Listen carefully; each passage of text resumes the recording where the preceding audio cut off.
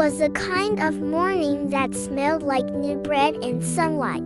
Four friends, Lena, Theo, Mari, and John, met by the old windmill hill, as they always did on bright days. The fields glittered with dew, and the sky looked freshly painted. Lena carried her sketchbook, Mari had a basket of muffins, Theo brought his old radio, and John a kite, patched and colorful.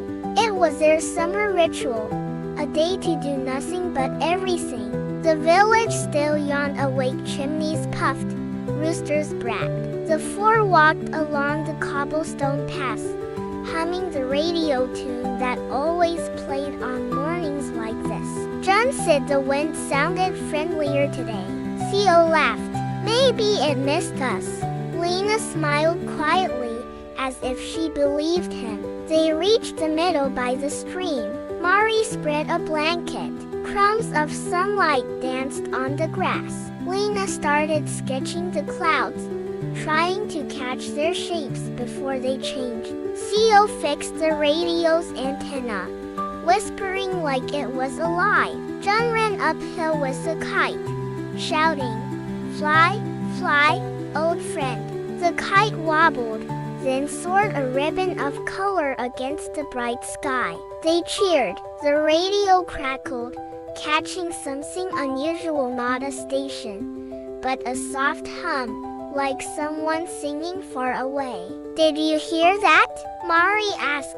The sound was warm and familiar, like a memory you can't quite name. The wind shifted, playful and strange.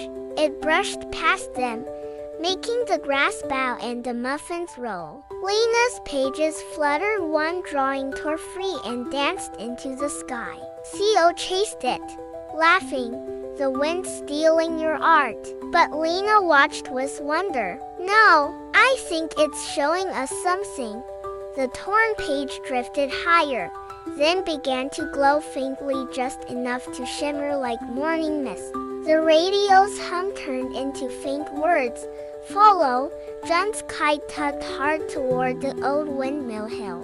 The four exchanged glances, part fear, part curiosity, and ran. Up the hill they climbed, breathless but smiling. The windmill's blades spun slowly, even though no wind blew here. Lena's drawing floated down in front of them, landing at their feet. It showed the four of them standing under the windmill, drawn just like this moment. Mari whispered, "You drew this yesterday, didn't you?" The radio let out one soft chime. The air thickened with sunlight, golden and trembling. The wind swirled around them, lifting hair, clothes, laughter. Voices seemed to whisper from the air itself, children's laughter, maybe their own echoes from summers before. Then, the wind spoke again. "Thank you for remembering." The friends stood still. Something inside them, an old summer, a forgotten promise, stirred awake. Theo said softly, "Maybe the wind remembers everyone who ever played here."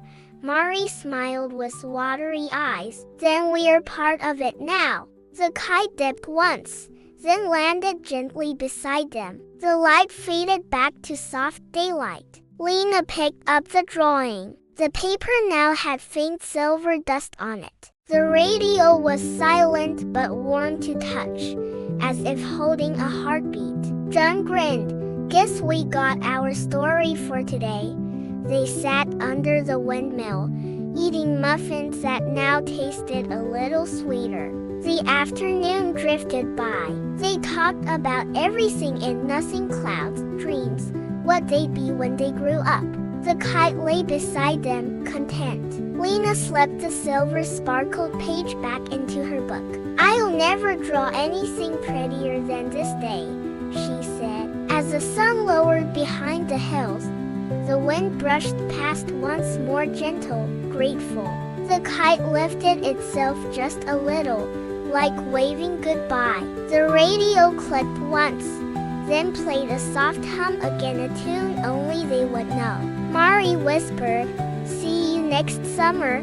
old friend," and as they walked home through golden fields, the wind carried their laughter, remembering their names once more.